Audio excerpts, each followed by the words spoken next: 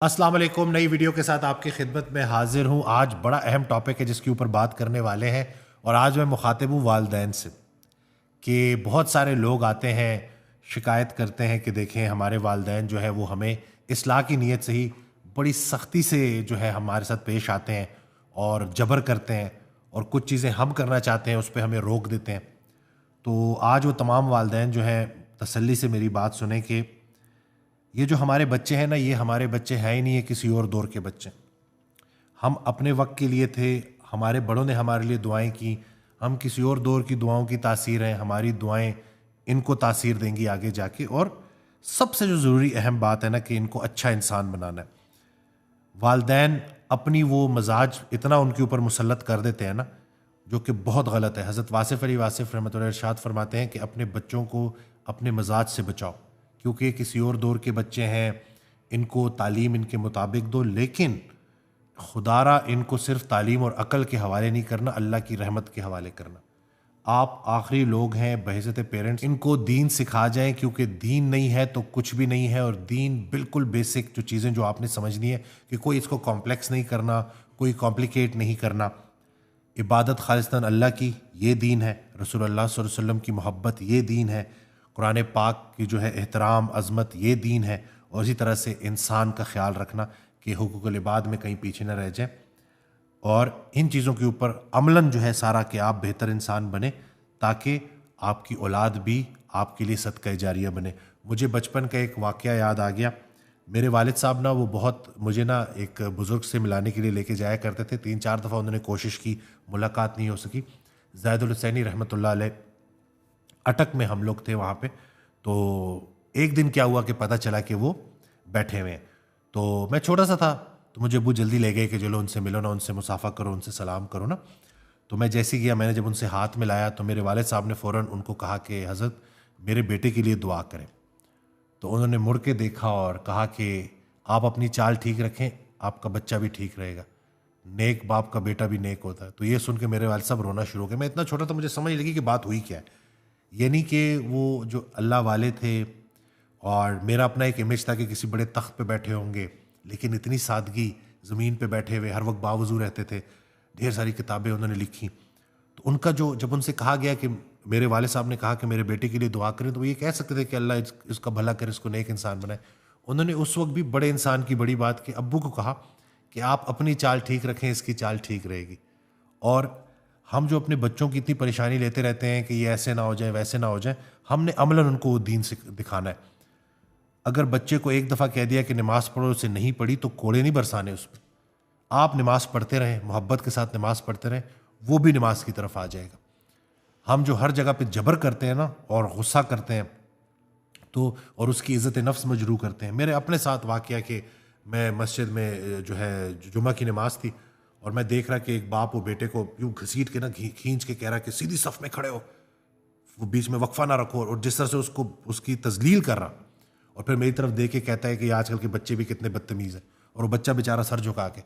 تو میں یہی سوچ رہا تھا، میں نے کہا یہ بچہ جب انڈیپینڈنٹ ہوگا، جب اپنی جگہ پہ آئے گا، تو کیا اس کو یہ باتیں یاد نہیں رہیں گی؟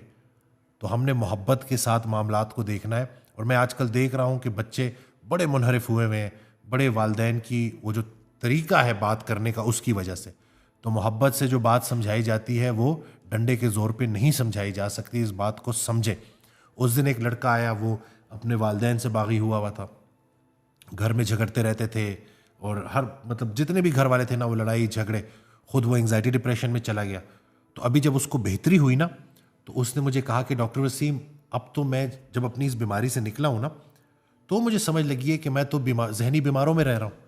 اب مجھے ان پہ غصہ نہیں آتا، مجھے ان سے ہمدردی ہوتی ہے کہ ان کو تو ڈاکٹر کی ضرورت ہے، علاج کی ضرورت ہے، یہ تو بیمار ہو چکے ہیں، ذہنی طور پہ اذیت میں مبتلا ہے۔ تو ظاہر سی بات ہے کہ ایک بیمار شخص کیسے صحیح بات کر سکتا ہے؟ تو کہتے ہیں اب میں ان کے لیے دعا کرتا ہوں اور ان سے ہمدردی رکھتا ہوں۔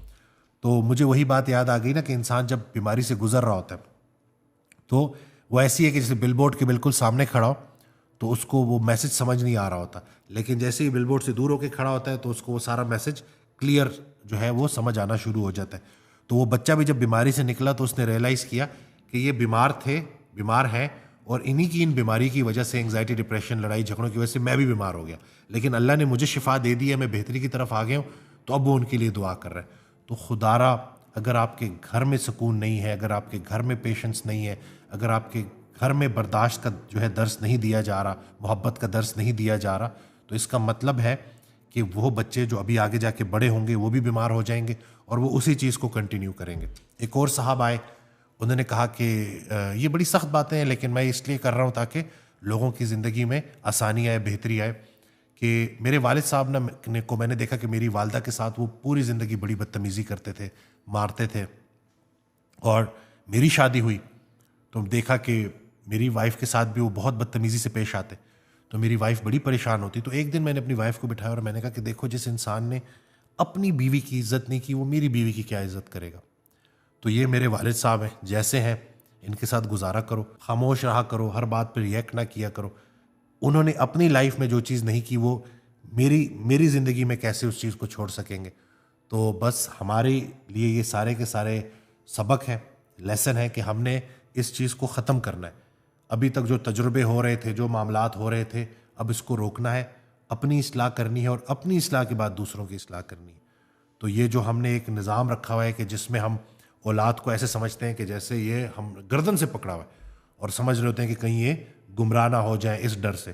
پہلے آپ اپنے آپ کو تو دیکھیں, اپنے گریبان میں تو جھانک کے دیکھیں, کیا آپ کے اندر برداشت ہے, کیا آپ کے اندر صبر ہے, کیا آپ کے اندر شکر ہے, کیا آپ کے اندر احترام ہے, کیا آپ اپنی اولاد کو اللہ کی بنائی ہوئی مخلوق سمجھتے ہیں کہ نہیں سمجھتے. اکثر لوگ ایسے سمجھ ہوتے ہیں کہ جیسے ان کو دنیا میں لانے والے وہ والدین ہی ہیں. والدین ذریعہ ہیں, اصل خالق اللہ ہے. تو ان کو احترام کی نظر سے دیکھیں, اور جو گمراہ نہ ہوئے ان کو راہ پہ آنے کی لذت کا اندازہ کیسے ہوگا. اگر آپ نیک ہیں اور آپ کا بچہ کسی دوسرے راستے پہ چلا گیا تو اس کے لیے دعا کریں, اس کے لیے محبت کے ساتھ جو ہے اس کے ساتھ پیش آئیں, تو آپ دیکھیں گے کہ اصلاح ہوتی جائے گی. حضرت واصف علی واصف رحمۃ اللہ کا بڑا پیارا جملہ ہے کہ ہم اپنے بچوں کو بہت کچھ سمجھانا چاہتے ہیں اور وہ نہیں سمجھتے, وہ بھی ہمیں بہت کچھ سمجھانا چاہتے ہیں اور ہم نہیں سمجھتے. تو ہم نے گھر کو جنت بنانا ہے, اور یہ بڑے پیارے بچے ہوتے ہیں, یہ آگے جا کے آپ کے لیے صدقہ جاریہ بنیں گے. تو آپ بھی خیر کے کام کرتے رہیں.